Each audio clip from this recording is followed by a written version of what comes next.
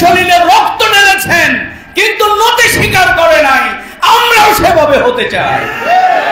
মানুষের অবদমিত করবার জন্য, মানুষের হিউম্যানিটি, রেশনালিটিকে বিজয়ী করবার জন্য আল্লাহ তাআলা এই মহাগ্রন্থ আল কোরআন, এই রমাদান আমাদের জন্য দিয়েছেন। সুবহানাল্লাহ। এত এত মর্যাদা আল্লাহ তাআলা রমাদানের দিয়েছে, কিন্তু আল্লাহ বলতেছেন যে না, তোমরা যেটাকে এত গুরুত্বপূর্ণ মনে করতেছো এটা কিন্তু এত গুরুত্বপূর্ণ না। গুরুত্বপূর্ণ হচ্ছে আমি এই রমাদানে কোরআন নাজিল করেছি এই জন্য। তাহলে আমাদেরকে যে আসল জিনিস সেই দিকে আমাদেরকে ধাবিত হতে। আসলে রমজানটা কিন্তু, রোজাটা কিন্তু একটা ডামি প্র্যাকটিস, এটা কিন্তু অরিজিনাল কোনো প্র্যাকটিস না। যেমন এই খাবারটার সমস্যাটা কি? এই খাবার তো খুবই সুস্বাদু এবং এই রমাদানের আগে এটি হালাল ছিল আমাদের জন্য, ঠিক না? আমরা এটা থেকে বিরত থাকলে কি হয়? মূলত এটা একটা ডামি প্র্যাকটিসটা হচ্ছে এরকম, আমাদের দেশের বিভিন্ন বাহিনী কিন্তু বিভিন্ন দিবসে কিন্তু প্রেসিডেন্ট, প্রাইম মিনিস্টারের উপস্থিতিতে কসরত দেখায়, সেনাবাহিনী, নৌবাহিনী, বিমান বাহিনী। অর্থাৎ তারা তাদের প্রেজেন্টেশনটা দেখান যে আমি যদি যুদ্ধ হয় তাহলে আমার ইভেন্টে এরকম করব। এটা দেখে সবাই খুশি হন যে না, তাকে ধন্যবাদ যে তুমি পারবা। কিন্তু যখন যুদ্ধটা হবে সেদিন যদি সে না পারে তাহলে সে ব্যর্থ।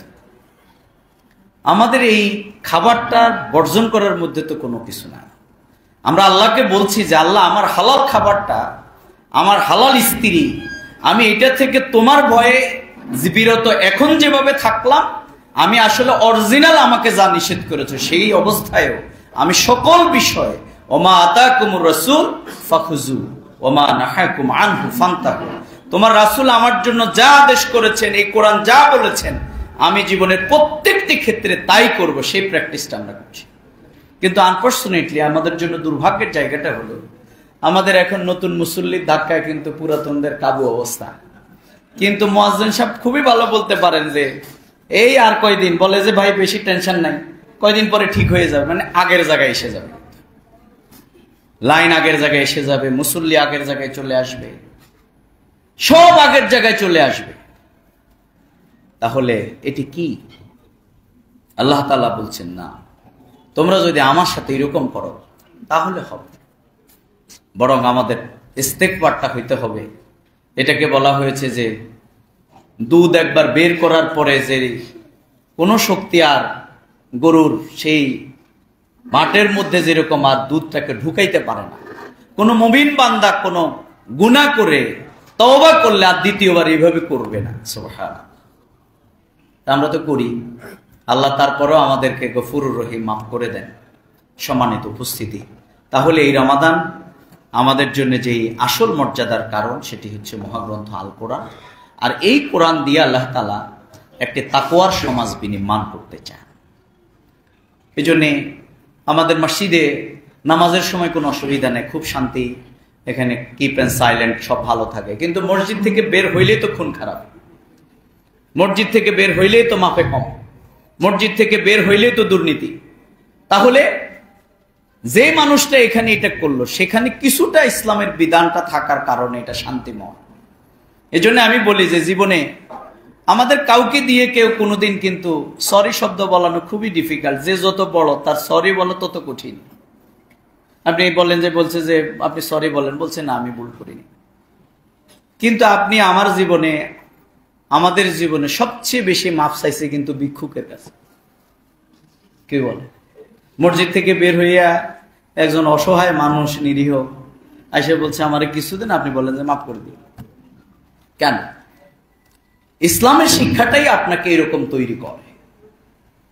আপনি এখান থেকে বের হয়ে কিন্তু মাপ চান, কিন্তু এই লোকটাকে কোনো বিচার হলে অরিজিনাল ভুল করার পরেও কিন্তু সরি বলানো যায় না, আমাকে মাফ করেন, এটা বলে না। তার মানে হচ্ছে আল্লাহ তাআলা মানুষের হিউম্যান নেচারটাই তৈরি করেছেন যে সেই তার এইরকম করে সে হবে। এজন্য আপনি দেখবেন কোন সিনেমা হলে আজ পর্যন্ত কেউ ঘুমায় যায় না এবং কিয়ামত পর্যন্ত ঘুমাবেও না। কিন্তু মসজিদে মানুষ কিন্তু অসংখ্য ঘুমায়। 1 রাকাত 2 রাকাত পড়ার পরে মুয়াজ্জিন এসে বলে যে নামাজ শেষ, এখন আপনি বের হন। বলছে কখন শেষ হইল? বলছে অনেক আগেই নামাজ শেষ হয়ে গেছে। শান্তির জায়গা।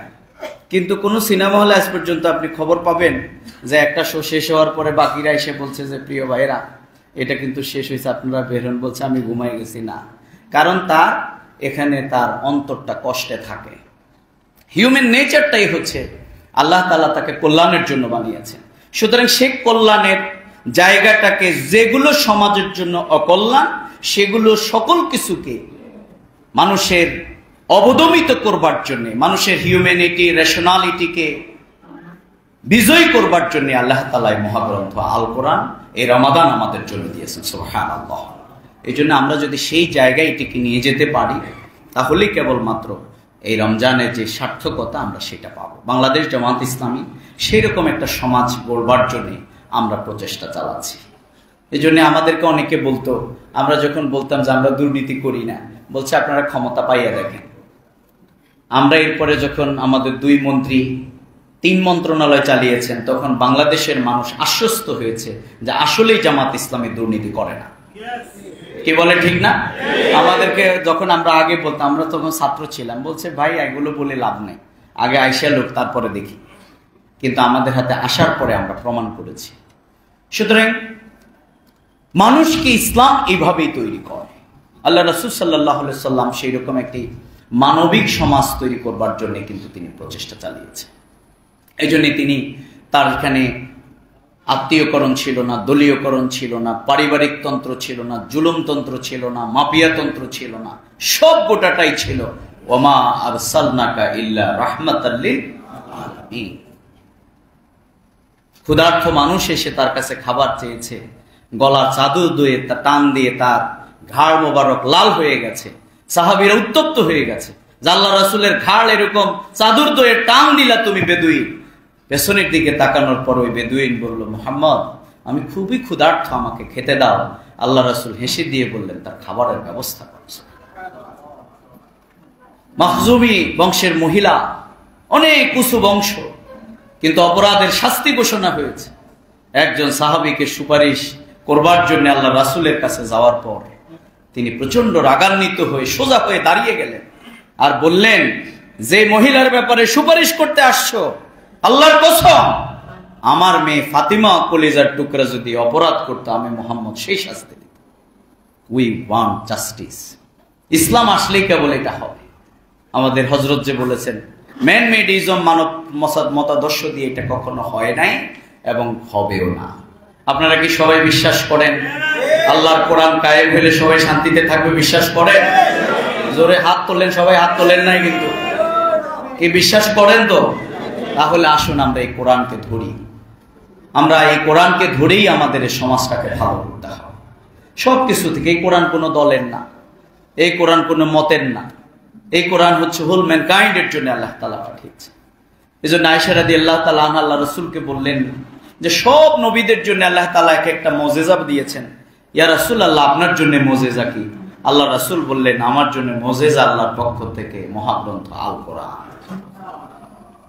সব আছে এখানে। শিশুর অধিকার আছে, নারীর অধিকার আছে, শ্রমিকের অধিকার আছে। কি চমৎকার! শ্রমিকদের অধিকারের কথা সবাই বলে, ইসলাম কি বলেছে?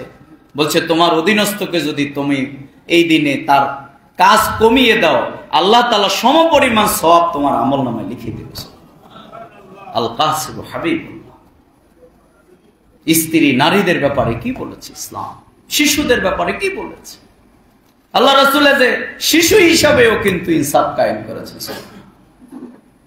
তিনি তার আরেক ভাইয়ের সাথে দুধ খেতেন, কিন্তু সেই জায়গায়ও তিনি একটা দুধ খেতেন, আরেকটা তার ভাইয়ের জন্য রেখে দিতেন। তিনি সব জায়গায় ছিলেন আমাদের জন্য অনুকরণীয় আদর্শ। এই জন্য সেই সমাজ বিনির্মাণের জন্য আমরা আসুন আমরা প্রচেষ্টা চালাই।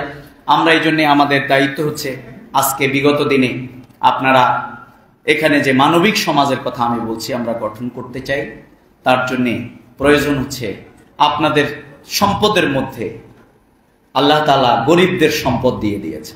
ভারসাম্যপূর্ণ সমাজ নাকি বলেন? ভারসাম্য সাহিল ওয়াল মাহরুম। আপনার অধিকার হারা মানুষের সম্পদ আপনার সম্পদে আছে।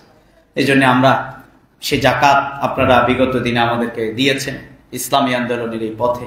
আমরা সেটা দিয়ে এখানে ফ্রি অ্যাম্বুলেন্স সার্ভিস দেই, আমরা এখানে ব্লাড সার্ভিস দিই, আমরা মাইয়েতের দাপন কাপন, বেওয়ারিশ লাশের আমরা দাপন দেই, আমরা অসুস্থ মানুষের চিকিৎসা দেই, আমরা ক্ষুধার্ত বঞ্চিতদেরকে দেই। এবং এই বিপ্লব উত্তর আমাদের আমিরে জামাত 3টা কাজ আমাদেরকে দিয়েছে। প্রথম আমাদের কাজ ছিল যে সকল শহীদদের জন্য 2 লক্ষ টাকা বরাদ্দ, আর সকল আহতদের জন্য যতদূর লাগে এটা আমাদের দিতে হবে। আমরা ঢাকা মহানগরী উত্তর কোটি কোটি টাকা আমরা এই আহত পঙ্গুদের জন্য আমরা দিয়েছি, আলহামদুলিল্লাহ। আমাদের ambulance service, blood service, patient care service, অসংখ্য প্রাতিষ্ঠানিক রূপ দিয়ে আমরা আজকে মানুষের জন্য আমরা খেদমত করার চেষ্টা করছি, আমরা ভূমিকা রাখার চেষ্টা করছি। এই জন্য সম্মানিত রোজাদার ভাইয়েরা, আসুন আমরা সেই মানবিক সমাজ বিনির্মাণের জন্য আমরা অতীতের মতোই আমাদের হাতকে আপনারা এই কাজে প্রসারিত করবেন। আপনারা রাজি আছেন ইনশাআল্লাহ? আর সর্বশেষ আমার কথা হচ্ছে যে আসলে আমাদের এই দুনিয়ার জীবন কিন্তু শেষ যেই কোনো দিন, নাকি বলে যেই কোনো দিন। এই জন্যে বলে যে আপনার টাকা কত আছে আপনি সব জানেন, সব সম্পদের হিসাব জানেন, কিন্তু আমরা শুধু জানি না যে আমার সময় আর কতদিন আছে, আমরা সময় কতদিন আছে। এই জন্য আমরা এখানে আমাদের সেই মৃত্যু না আসা পর্যন্ত আমার সম্পদ যা বিতরণ করব এটি আমার। এই জন্য আল্লাহ রাসূল সাল্লাল্লাহু আলাইহি ওয়াসাল্লাম একদিন আয়েশা রাদিয়াল্লাহু তাআলা আনহাকে বললেন যে আমাদের অমুক জিনিস কি পরিমাণ জমা আছে। আয়েশা রাদিয়াল্লাহু তাআলা আনহার মতো এত বুদ্ধিমান মহিলা তিনিও বলে ফেললেন যে ইয়া রাসূলুল্লাহ এই পরিমাণ জমা আছে। আল্লাহ রাসূল বললেন, হে আয়েশা তুমি ভুল বলেছো, বরং তুমি যা দান করে দিয়েছো বলো সেটি তোমার জন্য জমা আছে। এই জন্য আমাদের ব্যাংকের নমিনি লিখতে হয় যে আপনি আসলে অরিজিনাল মালিক, আপনার এরপরে আরেকজন হবে।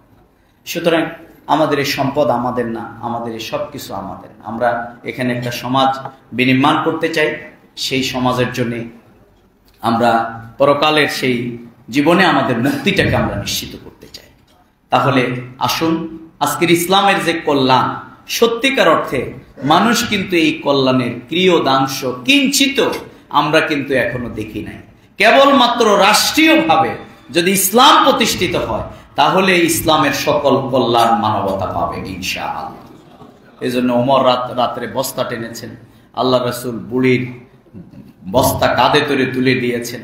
এইভাবে বিরাট লট অফ আমাদের হিস্ট্রি এখানে আছে, গ্লোরিয়াস হিস্ট্রি আমাদের আছে, পিরিয়ড আছে, যেগুলোর মাধ্যমে আমরা দেখতে পাই যে ইসলাম মানুষের জন্য, মানবতার জন্য কি করেছে। আজকের জ্ঞান বিজ্ঞানও এখানে এসে দাঁড়িয়ে গেছে। আজকের বিজ্ঞান যা বলে যে নতুন, কিন্তু কোরআন বলে সেটি পুরাতন। কোরআন বলে সেটি পুরাতন। বিগ ব্যাং, ডিএনএ তত্ত্ব, ফিঙ্গারপ্রিন্ট অথবা লেটেস্ট ক্রিয়েশন, ইনভেনশন যা বলে, কিন্তু বিজ্ঞান বলে এগুলো নতুন, কিন্তু কোরআন বলে এগুলো পুরাতন। কারণ এগুলো আগেই আল্লাহ তাআলা কোরআনে এগুলোর বর্ণনা দিয়ে দিয়েছেন। সুবহানাল্লাহ।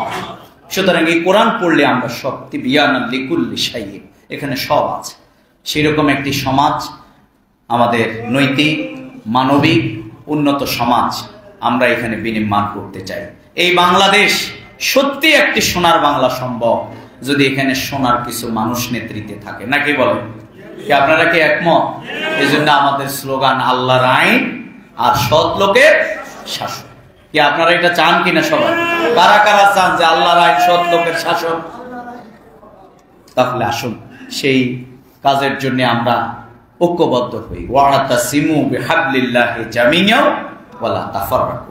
আমরা এই কাজের জন্য যদি পারস্পরিক সহযোগিতার হাতকে বাড়িয়ে দেই, আমরা যদি ঐক্যবদ্ধ হই, আমরা বিশ্বাস করি এখানে সেই বাংলাদেশ গড়ে তোলা সম্ভব।